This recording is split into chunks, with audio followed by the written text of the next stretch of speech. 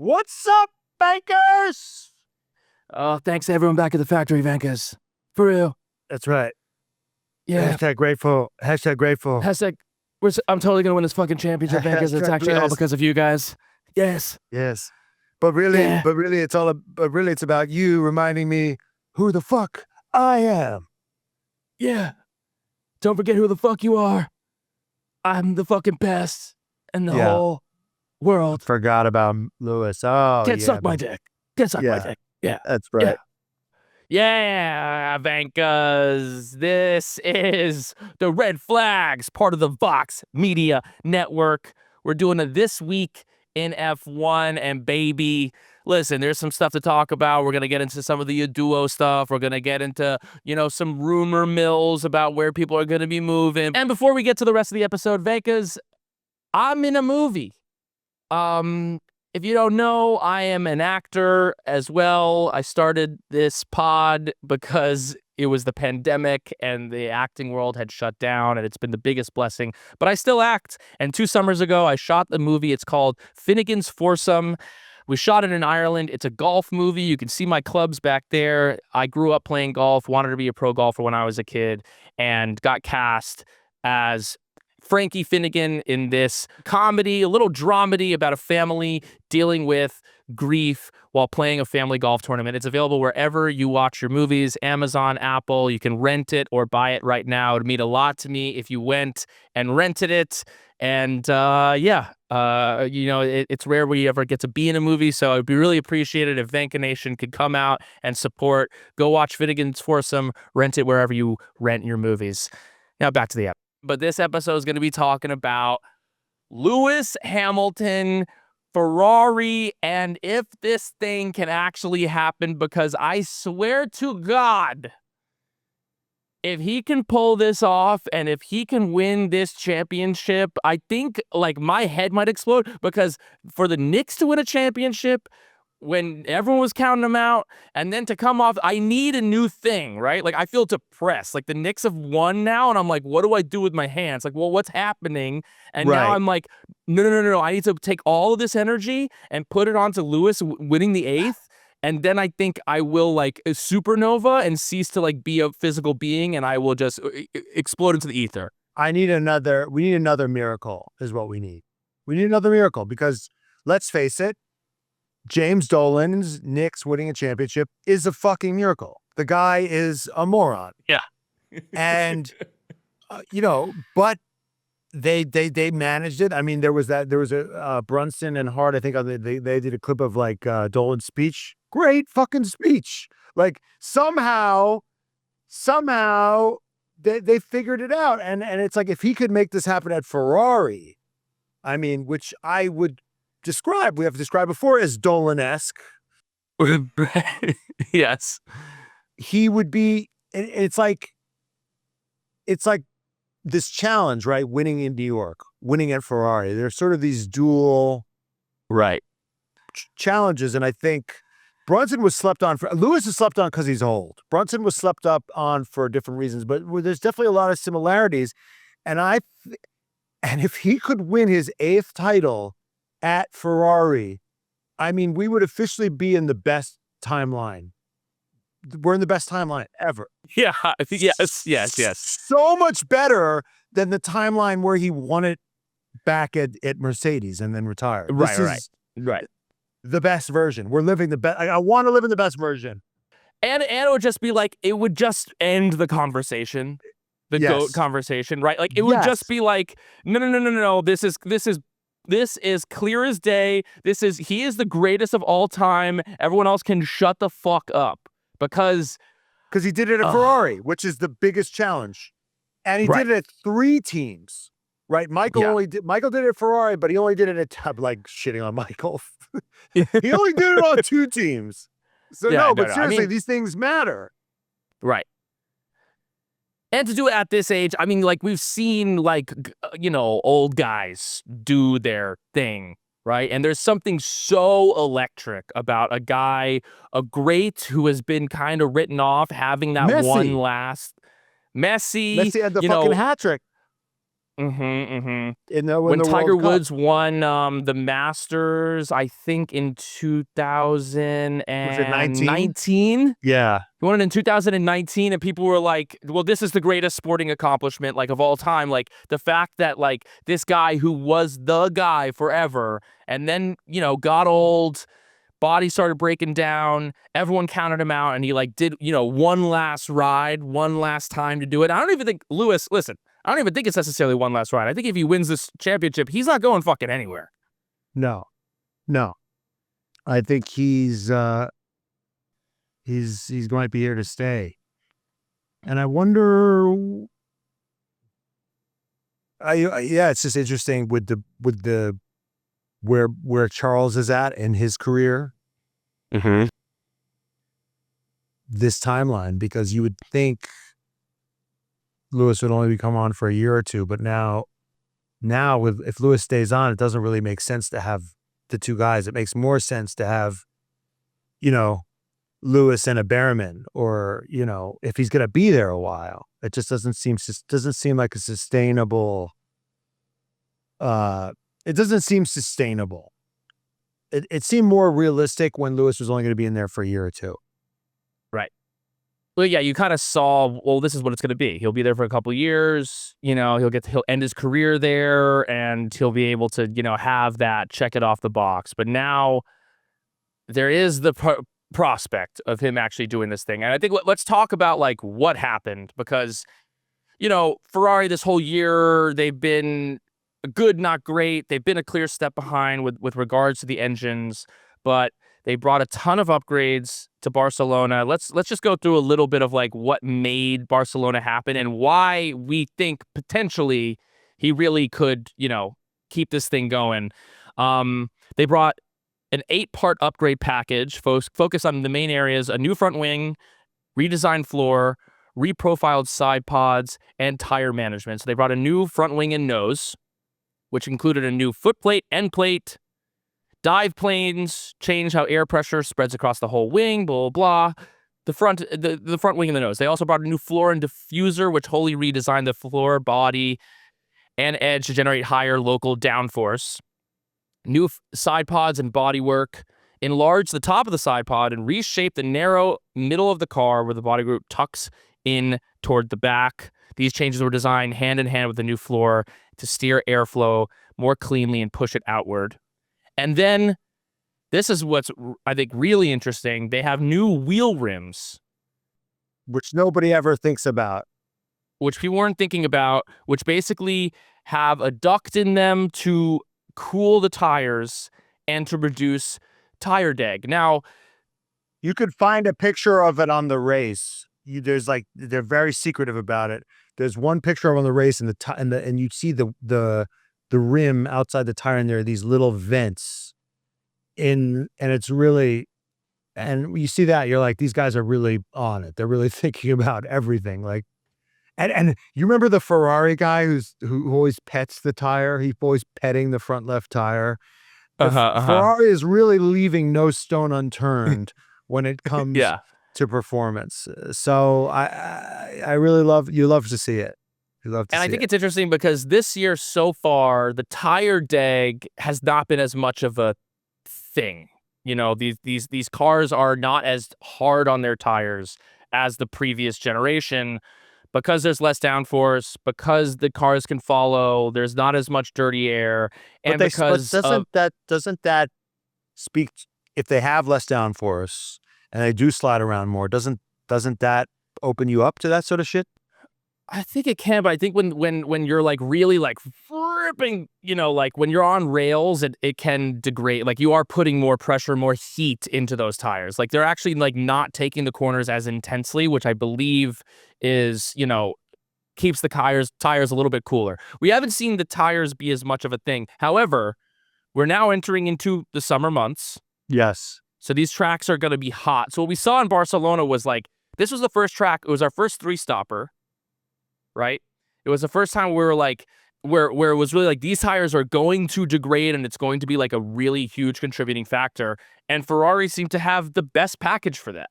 So like going into, these summer months, going into the Monzas of the world, going into, we don't know what the weather, we'll see what happens in the UK, but like the Dutch GP, the Italian Grand Prix, Spanish GP, Azerbaijan, Singapore can be hot as hell. The US, Mexico, like we're going to have some like hot tracks where DEG might be a big issue. And if Ferrari really has the best, package with regards to that, there's really is a legitimate chance that they could be, have the best package. And Lando Norris said this. This was an interesting quote from Lando about Ferrari and Lewis. He said that we are lucky that Ferrari doesn't have a better engine at the minute. If they had the best engine, they'd be dominating. They're the class of the field in terms of cornering performance. We're not even close to them. It's the realistic point of it. We're a long way from where we need to be. If they make improvements on the engine side, then they'll embarrass everyone. We really need to have our heads down and see what improvements we can do. Yeah, shots fired at the McLaren chassis department, basically. Yeah. Yeah.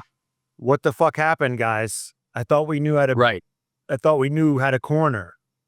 Yeah. I thought we were built for combat. Built for combat. I thought we were built for combat. I mean, they see it. They see it when they're following these Ferraris, that they're slower on the straights, but they're really amazing on the corners, and that speaks to high downforce.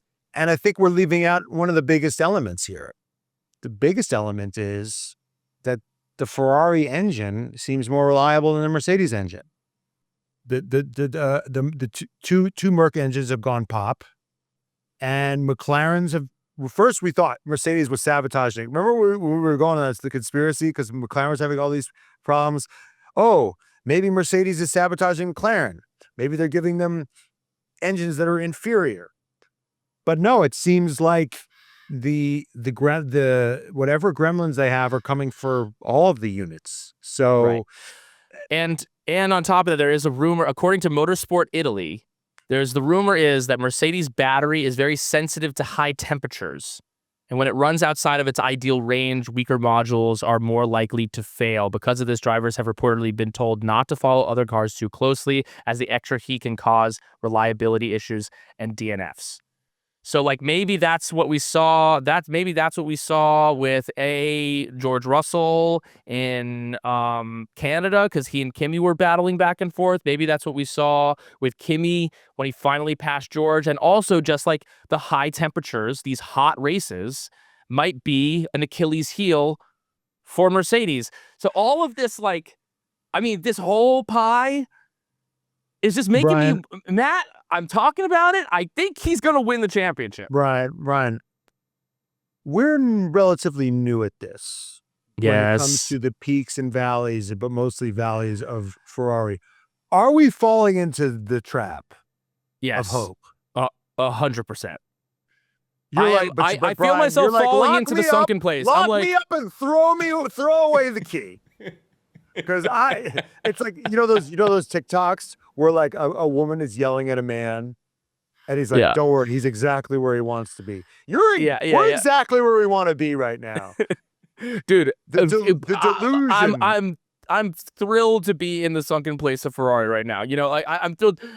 Maybe right now I'll look back. There's that scene from Interstellar where he's like, Murph, no, Murph, like, come on. He's like looking back at himself. He's like, no, don't do it, Murph. Like, come on, stop. Maybe there's me a year from now looking back at this being like, what are you doing? Don't give your heart to them. Yes. But I'm feeling a desire, because I had so much faith and love in the Knicks when it looked hopeless and no one cared, and I put money on it and I won $1,000 and I'm loving that. And I feel so full, and I'm like, what other place that like deserves my heart? That Brian is very reckless with his heart and his money, because this is looking a lot like what for my wedding. We were in a place called Leicester Square where there were casinos. Yeah. I had to go back because it was my wedding, so I left a little bit earlier. I see Brian won 1,000 pounds, and he had 1,000 pounds in his hand, and he was in the checkout line. So he was leaving. I didn't gamble, so I didn't have to wait on the checkout line. So I said, Brian, love you, buddy. I'll see you tomorrow. Dapped him up. My last image of Brian is he has 1,000 pounds in his hand. The checkout, he's like in line to get his money. The next day at an event, I see his fiance, his lovely fiance, Catherine. I say, Catherine, you know, it's crazy, right? She's like, what's crazy? I say, Brian won 1,000 pounds at the casino. And then she goes, he didn't tell me that. I go, why didn't he tell you? Brian, he's so weird. He's just such a weird guy. And she's like, I know. Why wouldn't he tell me that? So I go to Brian, I go, Brian, why didn't you tell Kat that you won 1,000 pounds at the casino? And he goes, because I lost it. I go, you lost it? You were in the checkout line. How the fuck do you lose it in the checkout? Brian's in the checkout line with his Knicks, both his Knicks money and his Knicks emotions. And he's willing to just put it all on that fucking Ferrari red. That's well, you know what, Matt? You know why I lost it? Red. You know why I lost that $1,000? Because I was betting on black. I should have been betting on red like I'm an idiot. Should have been betting on red. I should have been betting on Ferrari. Yes, that's right. So that's what I'm afraid you're doing right now, and maybe I'm doing it too. That's what everyone does. That's what it means to be a fan. What it means to be a fan is that you know, and I get it, like, because we used to hate on Ferrari so much. But damn it, you know, when you see them, because it's just like when you have seen them be so bad, right? They've just been so, they're good. They're in the top 4, of course. But like with regards to what they want to be, with regards to what they think that they should be, the Schumacher era, the greatness of Ferrari in theory, right? And then you just see them be so bad, so bad, so bad, so bad, so bad. And you see that the fans are like so real, so real, so real, so real, so real. I mean, you were in Italy. And you were like, how about that Kimi Antonelli, huh? And they were like, are you Kimi? Like, who's Kimi? Who's Kimi? Who is this? Is this they your don't name? give a fuck. They don't give a fuck about Kimi. They care about Ferrari. What I find interesting is, you know, because I think when we got into the sport, we were learning, oh, F1 is Ferrari, Ferrari is F1. Vettel, I think, might have said everyone's a Ferrari fan. Vettel, another GOAT that failed at Ferrari, right? So it's a real proving ground. Like the Knicks, a lot of guys go there and they can't work it out. Now it's too much pressure. It's Dolan and just too shitty an owner. Now, what I think is interesting is we really bristled against that. We didn't see the greatness. They seem so entitled to the fandom. But when you actually, like, for our book, which is coming out soon, link is in the bio, please pre-order, is you learn about Ferrari. Nobody wants this more than Ferrari. Ferrari wants it. Ferrari is more committed to racing excellence. Whether they achieve it or not is another thing. Like, right. Then like, they've been in F1 since the beginning. They've never I really bristled against the legacy payments at first because they just get money just for showing up. But honestly, other teams come and go. Like Mercedes is like, yeah, we're in. No, we're out. Yeah, we're back in. McLaren, like every team has sort of done it, has sort of come and gone. And Ferrari's been the one constant, the one bottom bitch of this entire series. They're the only team that's been there since the inception, through fat times and thin. And most teams historically race cars in order to sell cars. Ferrari historically is way cooler than that. They sold cars so they could go racing. And it's just that ethos just makes them so much like inherently cooler. They do, you know, in spite of themselves, they're inherently cooler than the other brands because of these facts. And yeah, you can't really quantify their value in that way. Yeah, and I think it's interesting, like, you know, the Lewis signing was obviously, it was flashy, right? But I think there was, you know, plenty of people were like, oh, it's PR. It's not really, you know, why are you giving up Carlos Sainz for Lewis Hamilton? And we, bristled at that, and I still bristle at that. I think like there was this discounting of Lewis in terms of, what he could still do, that his best days were behind him. Maybe he just needed, it was just the car. Like there's been, you can throw stones at so many of these guys, and people have been throwing stones at Lewis forever. Oh, he just had the best car, blah, blah, blah, blah. But now we're seeing why they did it.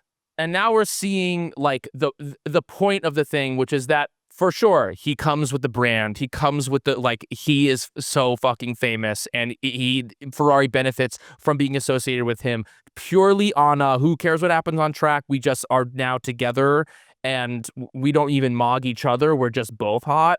That's one thing. But we've now seen, it's been a couple years. First off, he never fucked with the ground effect cars. So I think that there is an element of this thing. As I look at this, and I understand that we're getting ahead of ourselves. There's going to be comments. You guys are getting ahead of yourselves, blah, blah, blah. I get it. Just let us. We're getting ahead of ourselves. Let's allow yourself some fucking joy and get ahead of yourself for once in your life. If this season continues the way that it does, and even if he gets close to it, doesn't even, but like if he like is in prime Lewis form, I think it is, he stuck it out, right? He stuck it out through the reg set that didn't really vibe with him. And now he's like, he survived that era, and now he's back to some cars that gel with him more. I think it's interesting, like with F1, and I would think about this, like,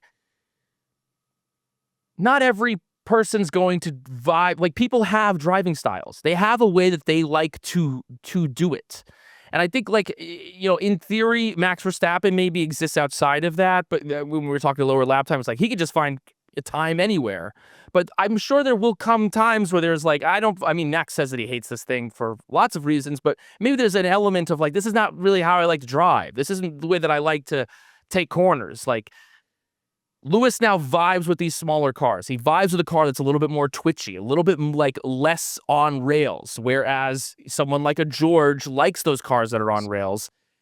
And he's made these changes. So let's take a look back at the changes that he's made since he came into Ferrari. First off, he swapped his race engineer. Before he had Riccardo Adami, now he has Carlos Santi.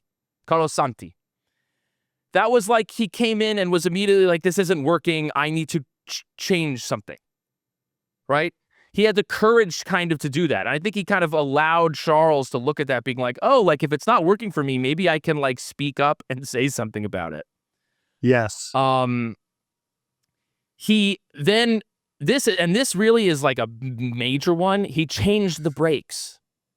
He changed from Brembo brakes to Carbon Industries, and Brembo is a sponsor of Ferrari. So that's like a big fucking deal. If you're going to be like, Brembo's had a lock on Ferrari brakes forever, and Lewis just at a certain point was like, I don't vibe with these brakes. I want to go back to my old brakes that like I know how to work.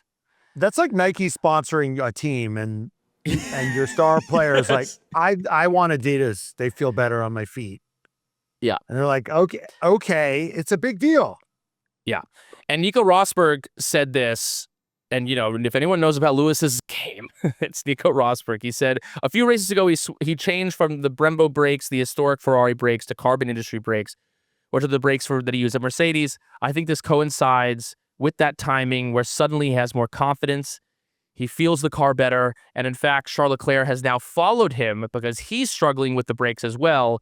It really all came together when he changed the brakes, even though Brembo is a sponsor, even though they're not, like, he's like, I know we're not really like allowed to talk about it, but like, this is what happened. They literally like looking over their shoulder because they thought that there was going to be like a wire fucking like, cutting his throat. Horrible PR. How mad are you if you're Brembo? You pay money. Or I know. You give them, I don't know if they pay money or they give a discount, like they give them heavily discounted shit to sponsor them. But like, it's just insane. But that's the pull that he has, is he gets Ferrari to do it. And he's instantly better. And it makes Brembo look even worse because he's vindicated. Yeah. It would be like if the star player was getting hurt all the time, and then he switched to Adidas, and then he took off. It's like, fuck, now who wants Nike now? It's horrible. And the worst part, they're paying for the privilege of being humiliated by Ferrari. Right. And yeah, and you're right. It's like Charles is watching him being like, Mhm. oh my God, I remember once I was at dinner with a guy, one of the few older guys that I know who has kids. Mhm. And I was sitting at dinner and his kid was being annoying and the father snapped at him, like kind of overreacted. And the kid got upset and the father turned to him and he said, "Hey dude, I'm really sorry that I lost my cool there. Like that wasn't cool. I'm really sorry about that." And I remember looking at him. It was maybe 27, 28 at the time. I remember looking at him and go, "Don't apologize to your son. You're fucking infallible." I didn't know that that was an option. That parents could apologize to their kids. That Right. was even on the table. Now, so Leclerc is like looking at this probably being like, Yeah. I can just sub out parts. I could sub out people. Right. I mean, but this was not an overnight success. I mean, I remember he was saying he wrote letters. Remember all the letters? I was mocking him for the letters. I go, he wrote letters and now who's laughing now about the letters? I know Brian's a big letter writer, so he Yeah. knew. Sometimes it's important, in the heat of the moment, you can say anything and it doesn't necessarily sink in. The osmosis is not complete, but if you take the time and you write down your feelings and it shows care. It shows, hey, like I care about this. I wanted to put my thoughts to paper and really take my time and say what I mean. And this is what I want, and make your intentions and your desires clear. Yeah, I mean, I think that this whole thing, I'm not gonna lie, is making me rethink Charles Leclerc. Ooh. It's making me take a little look at Charles because I think there's been a vibe that Charles is just great and Ferrari is like, it is what it is. And no matter how great Charles is, like, what's he gonna do? And I think, listen, regardless of whether Lewis can actually win this championship, which right now I'm feeling like he could, I think we're just like seeing some steps of like, well, this is what you could do. You could do this, you could do this, you could do this. And I think Lewis has like kind of shown what you can do and how the approach that you have and The leadership qualities. how you like how leadership qualities and how you dictate yourself and how you push the people around you can really have a positive effect and really can like change your circumstance, where I think it's just always been like a given. Charles is great. Charles is great. Charles is great. But Ferrari. Charles is great. But Ferrari. Charles is great. But Ferrari. And I think Charles is great. I think that Charles is undoubtedly on his day as fast as anyone, right? But I think we're now just seeing the other intangibles that it takes to become one of the greats. And I just don't know that it doesn't, Charles maybe can learn those. I think he's already like getting an education from Lewis. This is how you like behave like a champion, right? This is how you conduct yourself when you expect to win. But I don't know if that really lives in him, and we'll see if he can learn it. But it has kind of, made me take a second look at one Charles Leclerc. Well, I hate to say this.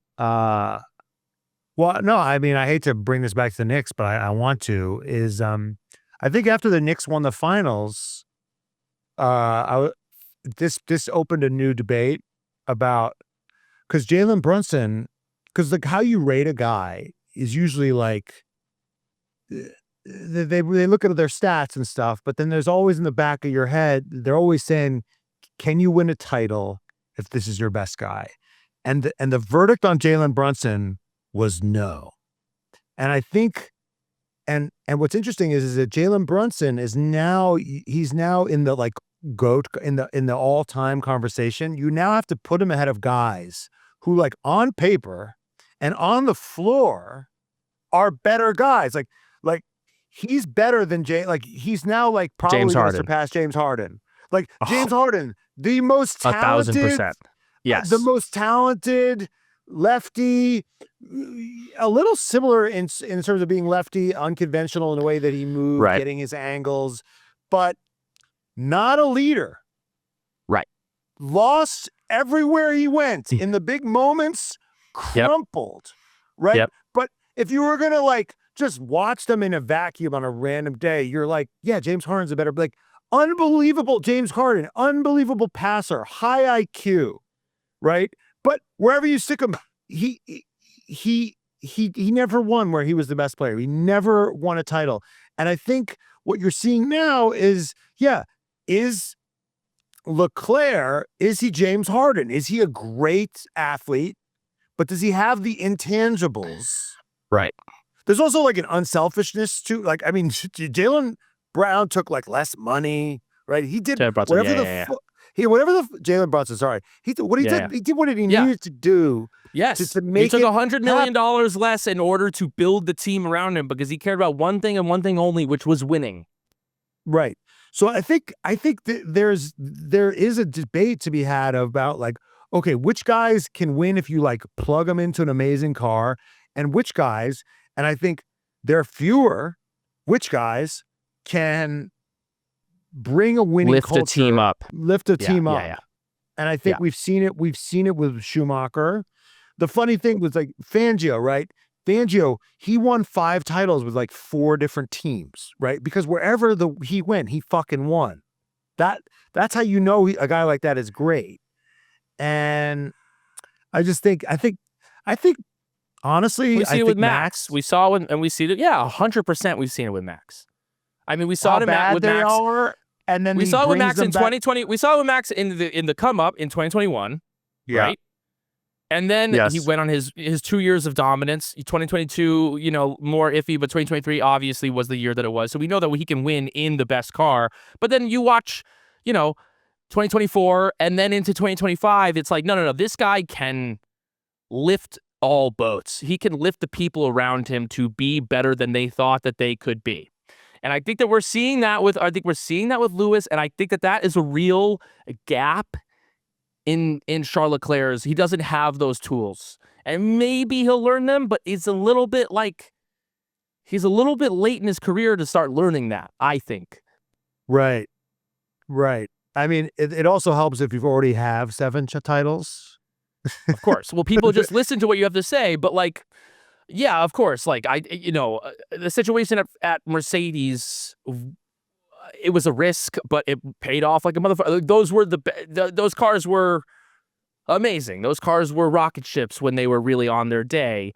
And he just had to beat one other guy. I think that Charles Leclerc, if he just had to beat one other guy, for sure. Well, you know what? I don't know, dude. Depends on who that other guy is. I don't think Nico Rosberg was a fucking pain in the ass. I don't think that guy, I think he was probably the second best driver of that generation or close to it. And that was his fucking curse. So I don't know.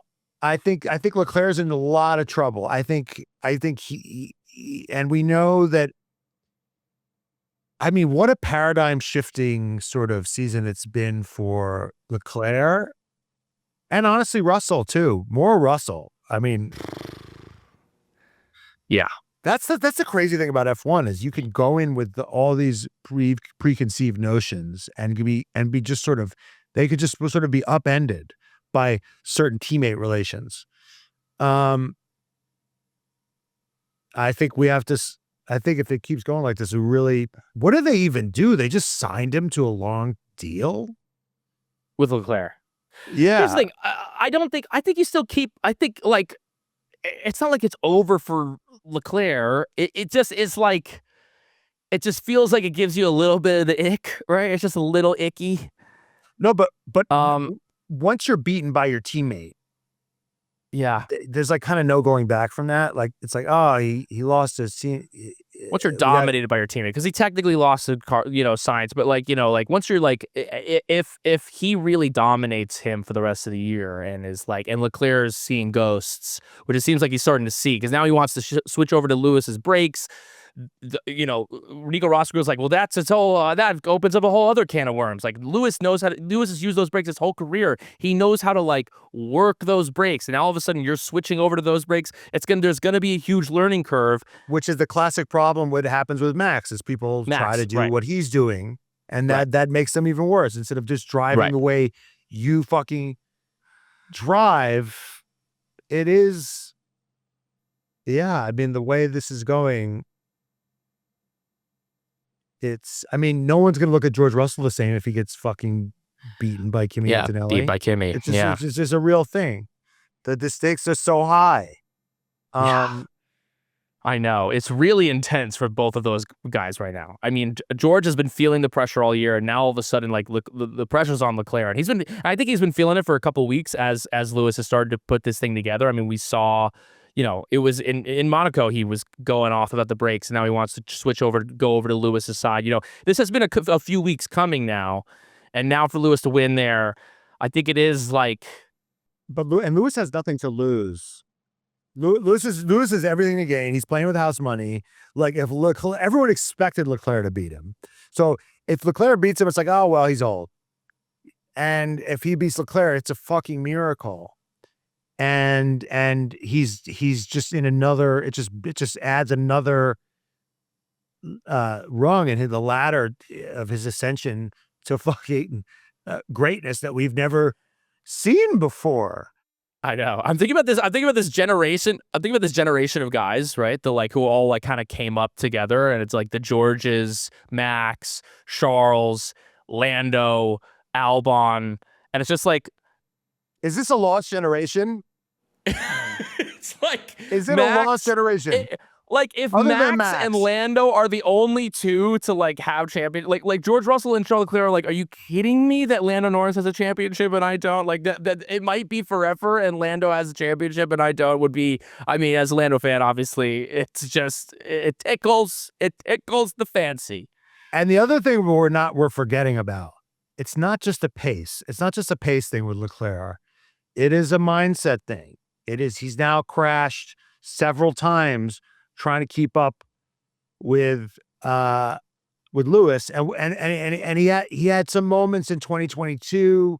He had moments where we just kind of gave him the benefit of the doubt, where it's like, we were constantly like, well, it's a shit box, right? He's overdriving the car because he's trying to pull off a miracle. He's just like, all he cares about is getting pole, and like he knows he's not going to win the season, so he's just like trying to I was the biggest Leclerc apologist. I'm like, yeah, he doesn't give a shit about fourth place. He's going to push, and yeah, if he crashes, he doesn't give a shit. But now, when you see a guy in the same car getting better results, then it looks bad. Then it looks really fucking bad. Now you're just crashing, trying to keep up with a guy who's doing fine in the same car. All of a sudden, that crash looks really fucking dumb now. Right. Like, how many times did he crash, in Monaco or somewhere trying to put it? It's like, well, he was trying to put it on pole. What happens when his teammate actually put it on pole? You're fucked. Right. You're fucked. Yeah. It makes you rethink all of his incidents. But yeah, I want to get into friend of the pod, Rob Smedley. Yeah. He talks about this. Friend of the pod, Rob Smedley, was an engineer for Ferrari and still has connections on the team, and said, but if you look at the balance of performance between the two drivers, and this is a Lewis now that is corralling a team around him, everything that I see when I read the Italian newspapers or I talk to my mates at Ferrari, they all love him. They're all putting him up on a pedestal. He's getting better and better. I think the balance at the minute, it's not very nice for Charles. Lewis is way ahead of him over the last few races, and Smedley expects Leclerc to regain his footing in this intra-team Ferrari battle. But what will happen is that we'll be more balanced towards the end of the season. But I just think that Lewis will nick it. That's what he predicts. And Damon Hill talked about this. I was listening to him speak. He was talking about like a ship, and it just the balance just goes from back and forth and back. And he goes once it starts really going one way, he goes, it's really hard to move it, to shift it back the other way. So Leclerc's got to nip this in the bud fast. I mean, we got Austria coming up. Historically, I I've think never Lewis really sucks thought at about Austria. I never really thought about either of them at Austria. Never really thought about Leclerc. I think Leclerc Leclerc at has Austria. won in Austria. I think he's won in Austria. The thing, the real one will be, here's where Leclerc really has a chance to silence the shit. Silverstone. Because that's Lewis's domain. And if the car is hooked up and doing well, like, Lewis is going in being like, I will win Silverstone. Oh, and it's also conversely, it's like, if Lewis wins Silverstone, it's fucking over. I mean, the amount of power. Oh yeah, it's like letting Superman. It's like letting Superman get too close, like getting sunlight. It's just fucking. It's right. It's done. Yeah. It was like how the Knicks really had to win Game 5. It would have been a real 100%. Then it would have been really, really tough. Yeah. Going to Game 7, if they went to Game 7, they were fucked. Leclerc won in Austria in 2022. Yeah. I remember that. That was when the Ferrari was like, oh, maybe he's a contender, and then they threw it all away. And Leclerc has won only once in 2016. Lewis. Sorry, Lewis. Well, him winning only No, once, he's won twice. Sorry, he won in 2016. He won in 2020. At the Styrian Grand Prix, when they ran it twice. Yeah. Given how much he was in the dominant car, for him to have only won there twice speaks to means he's not. It's not necessarily his favorite. Yeah. Support for the show comes from Hims. When your hair starts thinning, it's not just your hair that takes a hit. It can affect your ego as well. Hims makes it simple to take control of your hair regrowth with personalized care that fits your life. They offer convenient access to a range of prescription hair loss treatments with ingredients that work, including chews, oral medications, serums, and sprays.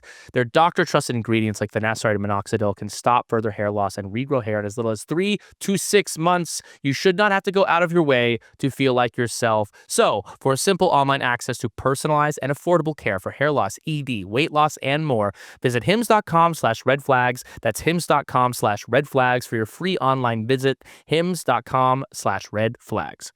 Featured products include compounded drug product, which the FDA does not approve or verify for safety, effectiveness, or quality. Prescription required. See website for full details, restrictions, and important safety information. Individual results may vary based on studies of topical and oral minoxidil and finasteride. Yeah, it's fucking fascinating, man. It's fascinating. And I wonder, Fred has kind of said, we're not going to start prioritizing one guy. We're going to keep on doing it how we're doing it. It will be very curious to see how Mercedes handles themselves if Ferrari continues to make progress, because we're going to get into the ADUO situation in just a second, but if Ferrari is really online, and if they're going to be around and Lewis is really like finding his form, I mean, Gunter said, yes, they're going to start prioritizing Kimi, right? They're going to that's Mercedes. They will. Oh yeah. I'm saying, like, what are the moves now? Like if this thing is real, what do both teams do? And who's trying to keep the peace? Because honestly, it's actually harder. It's a harder position, I think, at Ferrari, because Leclerc's there for 40 years. Yes. Leclerc's there till 2040. Whereas George, we know, is expendable. Toto doesn't really care that much about hurting George's feelings. Like, he will do that.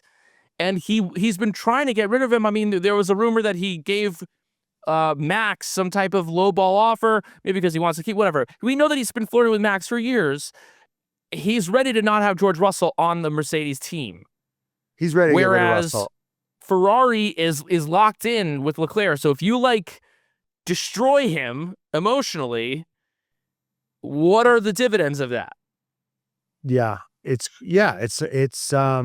that's what I was thinking is because you have a long future with Leclerc, and you're gonna blow up the marriage because you had a 1 year or 2 year tryst with Lewis Hamilton. I know, but it would be so. But no, but It's they like, but here's the thing. They have to you risk gotta it. do it. They have You to gotta risk do it. They, Dude, the Knicks can be bad for the next 20 years. I don't care. I'll always have 2026. Like, I'll always have, like, you'll always have that. I mean, here's the thing. You don't spend, here's the thing. They're going to have to do it because you don't spend like $100 million on Lewis Hamilton. You spent so much money on him to Spend come. so much money. And then you're going to be like, well, it's not fair to Charles. Yeah. No. If Lewis has a shot at the 8th title at Ferrari, you have to go for it. And if Leclerc wants to cry and pound and force his way out, then you deal with it. Right.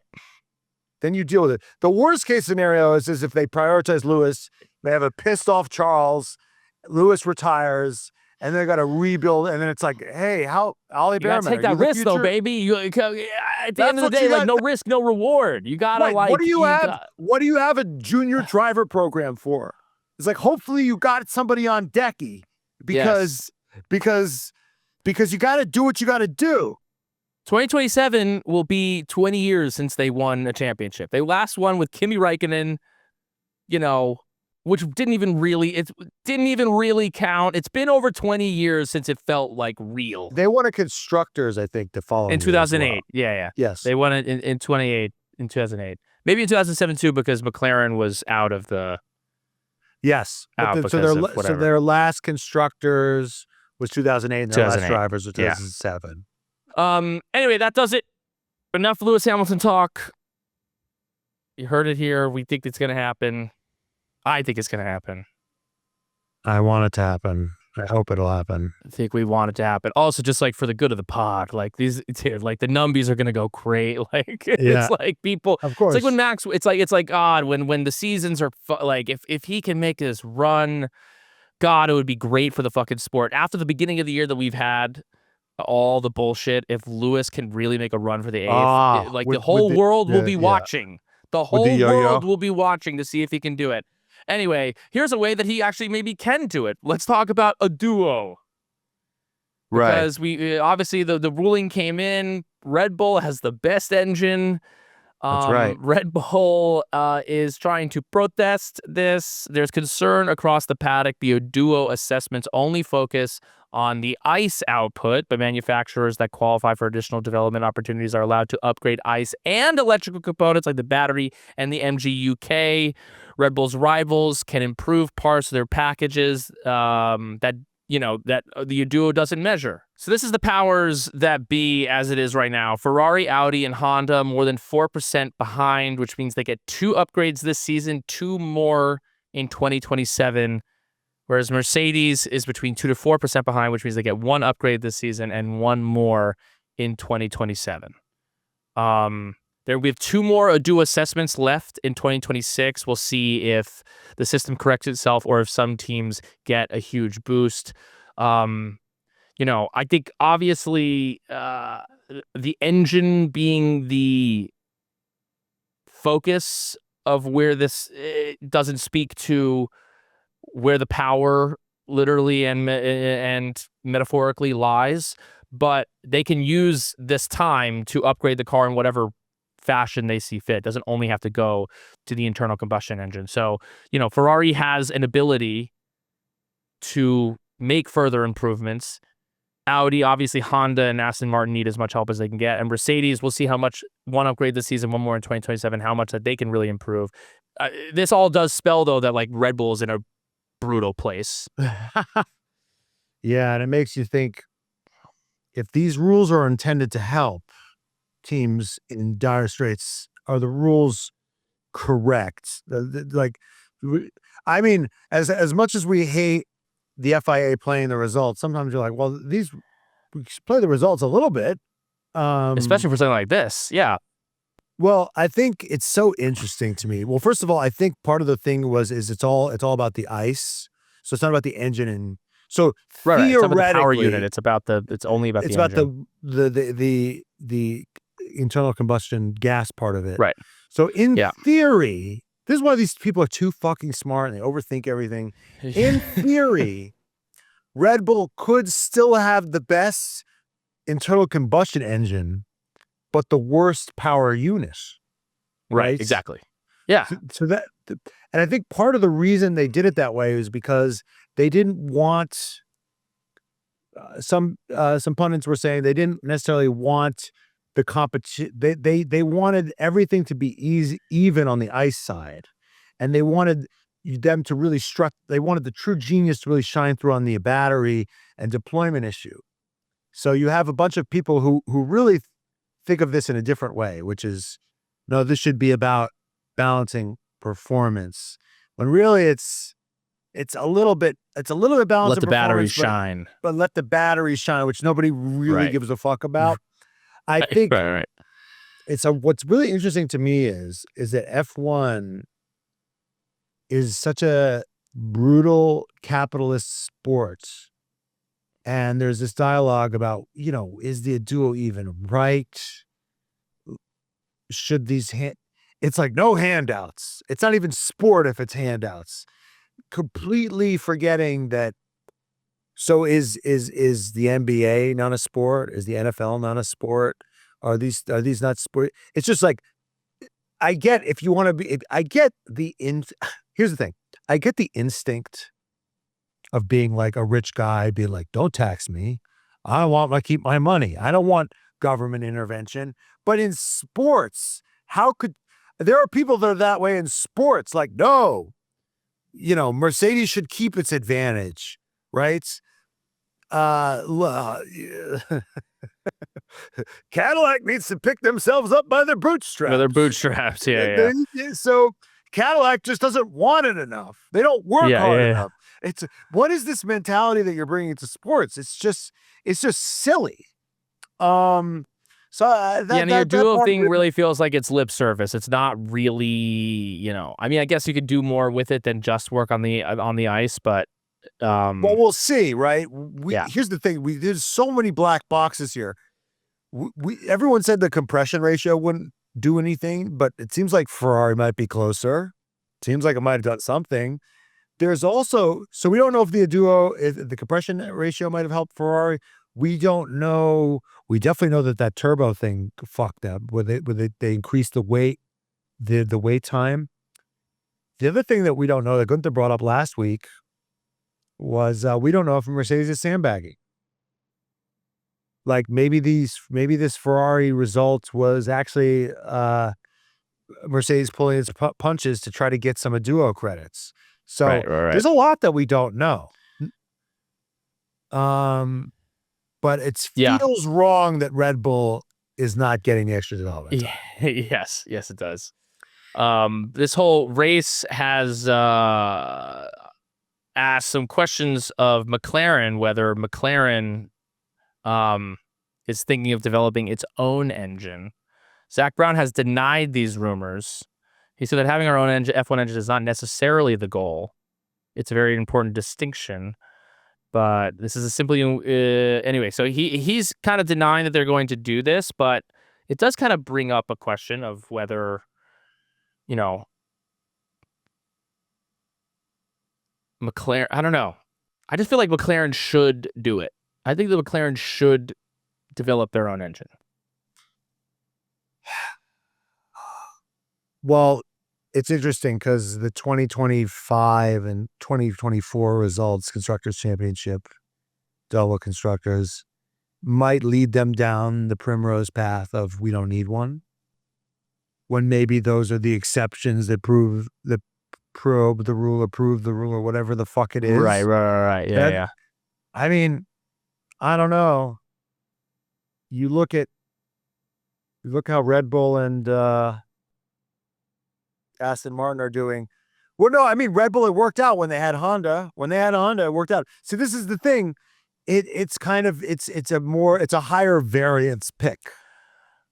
Right. Well, it's also I think there's talk. I think that he has said, if the engines get simpler, because I think part of the issue is that these engines have become so complicated with the hybrids and with the turbos and with the battery that it's prohibitively expensive and even to develop one. But if they can kind of pair them back and become simpler engines, you just find another manufacturer that's all yours. You find your own Honda that's going to supply you the engine. It's interesting how, I read a book on investing about, certain stocks are like, I just think there's a higher up and downside when you design your own engine. Whereas like if if you buy a Ferrari or a Mercedes, you're getting a pretty good fucking engine, but you're probably locked in at 8%. You know what I mean? 7%. You're never going to get those monster 20, 30 plus percent returns. And I think we saw Honda gave us both versions, right? Yeah. We've seen the They highs and the gave lows. we've seen the highs and the lows. Honda is like a meme stock. It's like some days it's like fly, it's like we've seen them throughout their entire Formula One career. They've just been all over. It's a Strait of Hormuz. It's open, it's closed, it's good, it's bad, it's on, it's off. What the fuck is going on with Honda? It's in, it's out. So yeah, they could just find, if they could bring Porsche in, I think Toyota's maybe sticking its toe into Haas, right? They could find some other manufacturer. I don't know, BMW. Who the fuck knows? But if they could figure that out, then maybe that's the good middle route. Instead of designing their own like Red Bull. They use a Chevy. Engine in IndyCar. Maybe, who knows? Maybe Chevy wants to throw their hat into the ring. In other news, and then we're gonna get to a couple fan questions. That reportedly, according to Ralph Schumacher, there has been some rumors that behind the scenes, Toto Wolff made an offer in 2026 for Max to join Mercedes in 2027. But is this a Toto Wolff masterclass or sabotage? Ralph Schumacher claims that he intentionally made Max an offer that was so bad that Max would never accept it. And he said, quote, "I think it's intentional because, again, I've said before, why would Toto Wolff, if everything goes as planned, get an expensive Max Verstappen alongside Kimi Antonelli, the future superstar? You don't want to create that kind of situation. It could jeopardize Kimi Antonelli's progress and position within the team. From Mercedes' perspective, it just doesn't make sense. There are rumors that that one of the head honchos at Mercedes really wants Max. And Toto has obviously in the past wanted Max, but maybe what the interpretations of this offer was kind of a lip service offer so that he could tell the head honcho at Mercedes, look, I made him an offer. He said, no, what are we going to do? He wants $100 million or whatever the fuck Max is going to be wanting from his next the chairman contract. of the board, I would say, make him a better offer. I don't really understand exactly. why this is... How these I don't these people understand why aren't this stupid. is... Yeah. Ralph was like, Toto's playing 4D chess here. It's like, well, you figured out what he was doing. So how dumb do you think that the chairman? Well, fucking. Well, he doesn't want $2 million, €2 million. So I don't know. I think if it's true, it's very telling that Toto Wolff has finally moved on and he's finally gotten his Max Verstappen. He probably thinks now that he has his Max Verstappen. That Kimi Antonelli, he's fucking 12 years old and they could maybe wrap him up for relatively cheap for a long time. And why would you upset the apple cart and bring in Max? The real question is who's going to be the second driver? You're probably going to have to bring in a Sainz. I don't know if George Russell's going to just sit and take it. Well, is George Russell going to just sit and take being second driver? Maybe. I don't know. Probably not, though. I think George Russell sees himself as or will he pull a Nico Rosberg? I mean, we've seen that Toto will let, until it was Valtteri Bottas, but we saw that he let, Lewis and Nico kind of have parity, that there was like an ability for Nico to take it to Lewis, and he ultimately did. Does George kind of batten down the hatches and try to get there, or does he get kicked out of there before he even has a chance to do Here's that? A question I have for you. Here's a question I have for you, Brian.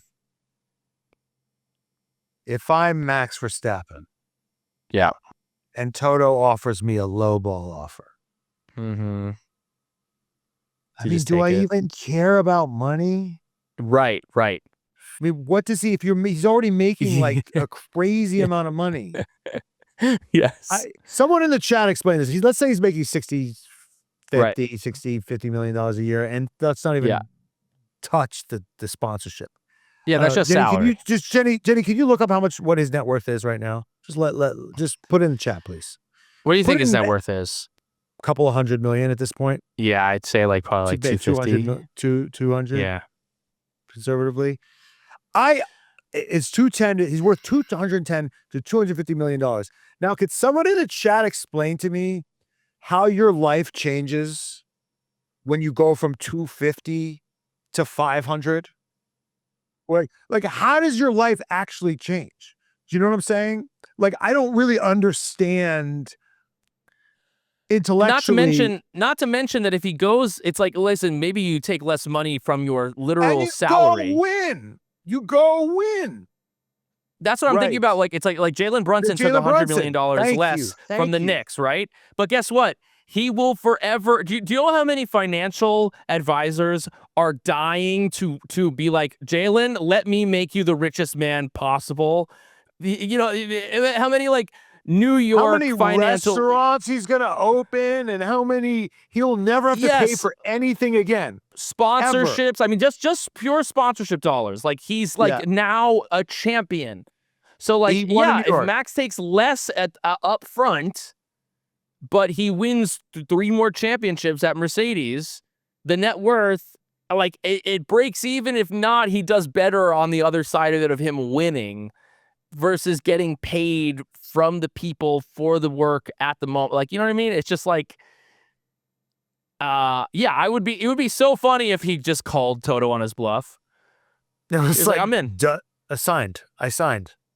Yeah. I signed. I will drive for you for $1,000 a week. Yeah. Or whatever it is. I'll do it for $50,000 a year. Yeah. Because I just want to win. Well, there's another question whether Karl Anthony Towns, because he could potentially re-up his contract, does he follow suit with Brunson and take less money in order to like preserve the team, maybe get a couple new pieces? Like, now that Brunson's kind of like set that this is what we do, like this is how we behave ourselves.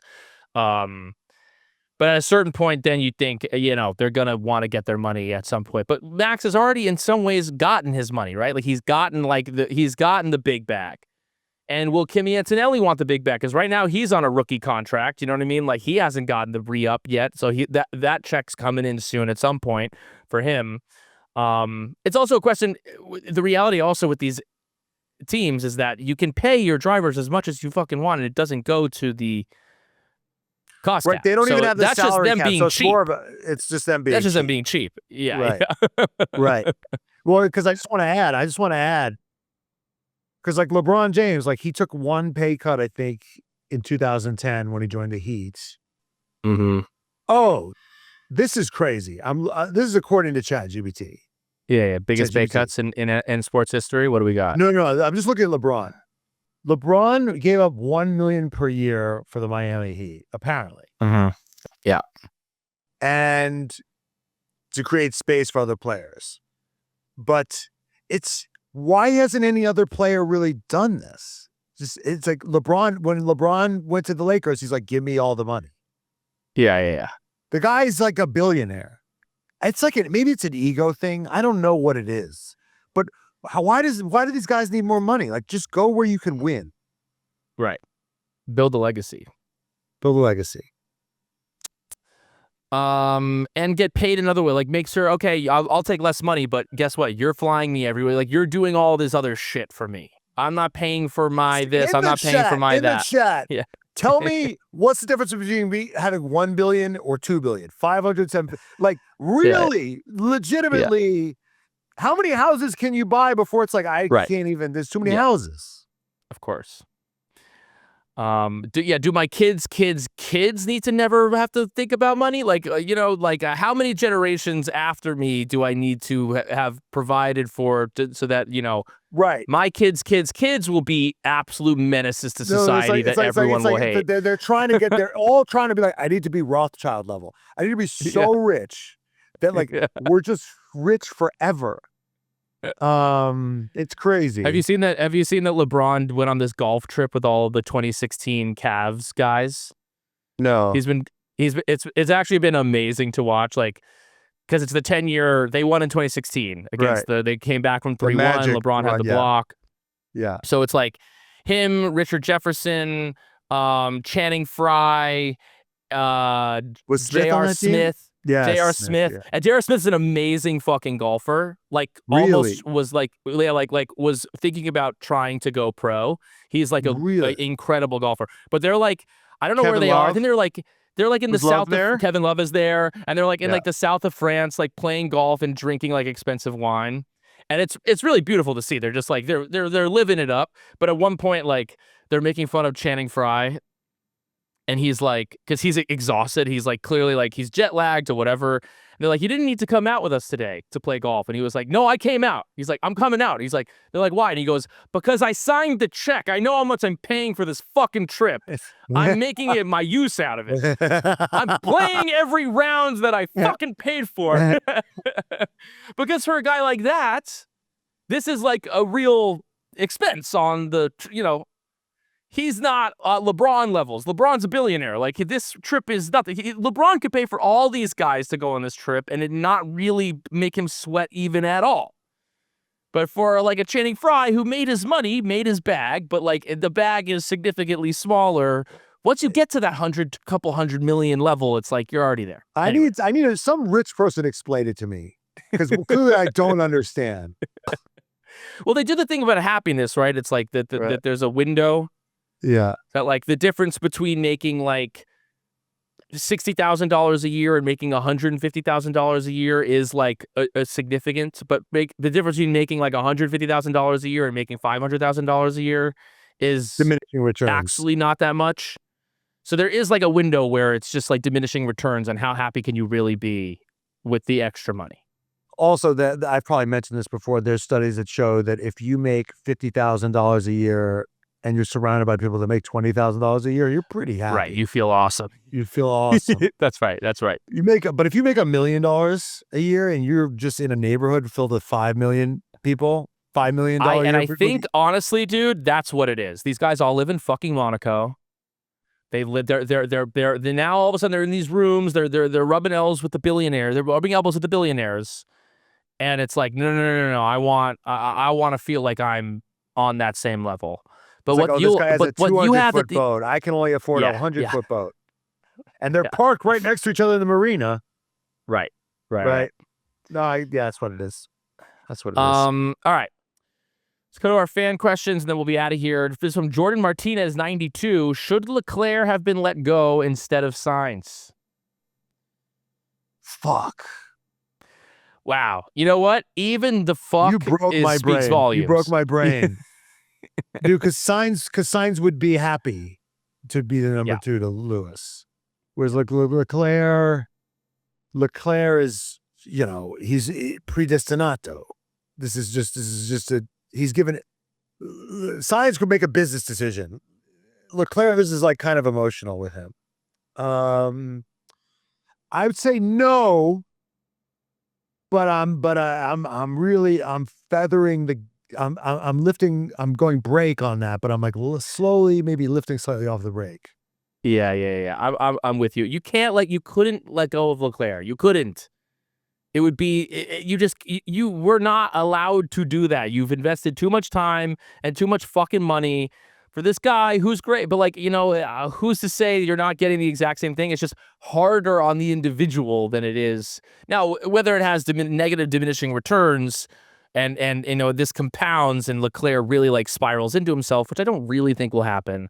But I think Carlos Sainz could have stomached what's happening this season better than Leclerc is stomaching it. I think that is true. This from Akash 0419. Would George be highly sought after if he leaves Mercedes? Sure, Williams was on him. Yeah, exactly. He'd be sought after. He'd be sought after by the lower half of the grid. Would love to have him, and they'd bend over backwards to make him feel special. But the top Alpine, 4 teams have the ick. Yeah. No, he's not. He's not going to Ferrari. He's not going to Red Bull. He's not going to McLaren. I mean, unless it's interesting if Oscar decides to go somewhere because he's not getting the love and attention that he needs. I don't know. But the best he could probably do is Alpine, maybe McLaren. But I don't see a world in which if he blows this the way it's looking like he's going to blow it, he's going to He's going to be leading the midfield, or he's going to be a number 2 driver on a top team. That's what's going to happen. He's going to have to go to Sergio Perez route. Yeah, he'll finish off his career as like a middling like journeyman who like almost had it. Fuck. Brutal. So brutal. Or he does a Jensen Button where it's like he then lands at a team that becomes good and maybe he gets one, but he would be perfect at, say with me, Williams. Back where it started. He and James Vowles, aren't those guys we'd have made to do to be welfare together? checks on him every day. Let's go back to Williams where he started. Yeah. Fucking Adam Sandler in But dude, I'd almost be rooting. I would be like really pulling for Williams if it was James Vowles and George Russell, the two of them. Like that would be fun. That's a great pair. That's a cringe maxing pair. Let's go take them on. Let's go take on the big boys. And eat our avocado toast. All right, this is our last fan question from I'm Quirked. Is Alonso going to Alpine? Because there have been some rumors. It would be diabolical if after Colapinto turned everything around, they just fucking fired him Flavio just fired him for his star client. For his client. I mean, talk about a conflict of interest. But that's like the least problematic thing about Flavio. I think it is possible.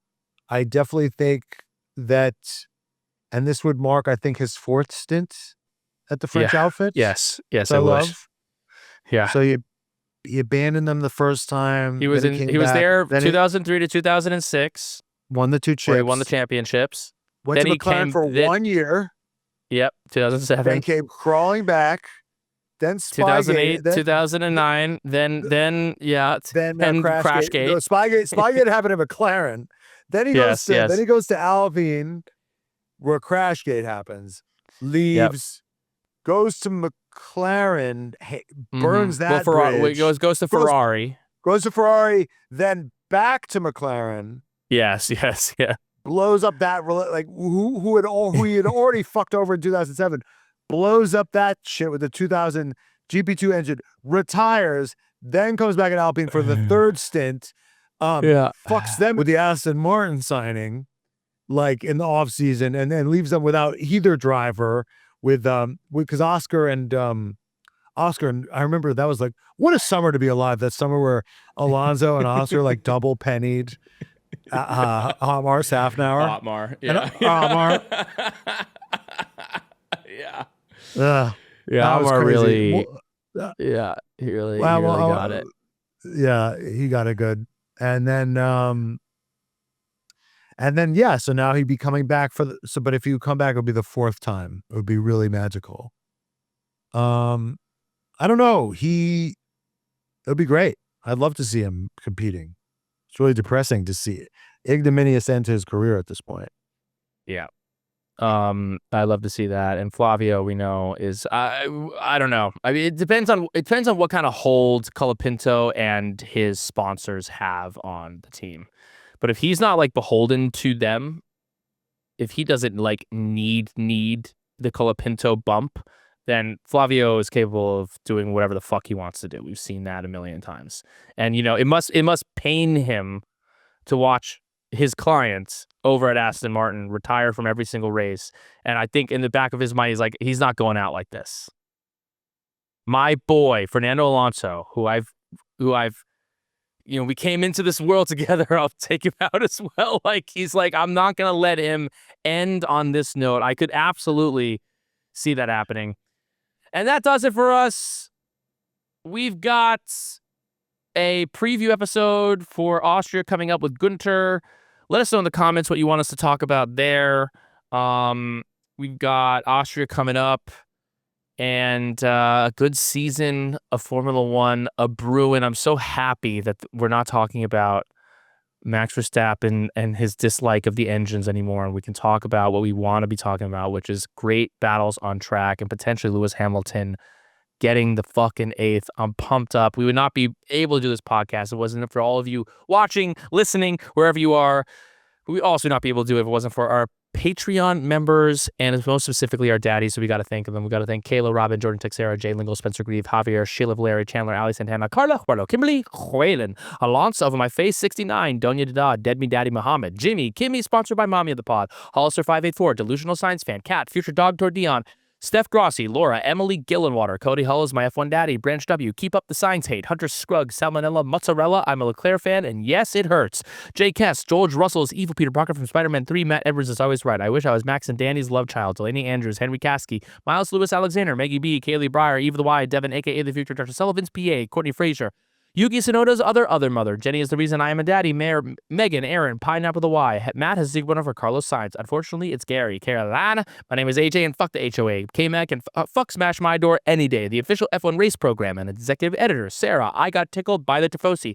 Hey, Jet, good luck out there. Allison Sane, Zhuzh, F1 Dude Company, Trent Slickman, Code Brown, Sonoda, Jerome Ferreira, Colapinto is a fraud, Aaron, Shahid, Jeans, Rockster, Chohan, Catalick, my balls, Stay Fierce, Leclerc, Truth Bringer, Mama Birds, Arthur Leclerc is hotter, Carl Lost, Science, Opie Goblin, right, meow, James, DNCTT, Finny, Daddy Kev, Not Magnuson, Mr. Ed, Bobby, Lando Norris's unofficial girlfriend, why do I always hawk to on this name, Winkin, Lizzie Y, Jafar from afar, Stroll, Pay the Troll Toll to get in the boys' hole, Andrew Prisco, Rojo the Bambino, The Great Palbino, Sausage Boy Atticus, Uno Cinco, Scott Menz likes cappuccino, lays, and honorary daddy of the pod this week, every week, one Nicole Piastri. If you want to become the daddy of the pod, go to patreon.com/TRFpod and join the resistance today. We will see you on Wednesday for Vanka Hours and see you next week for Austria, Vankas. Goodbye, Vankas.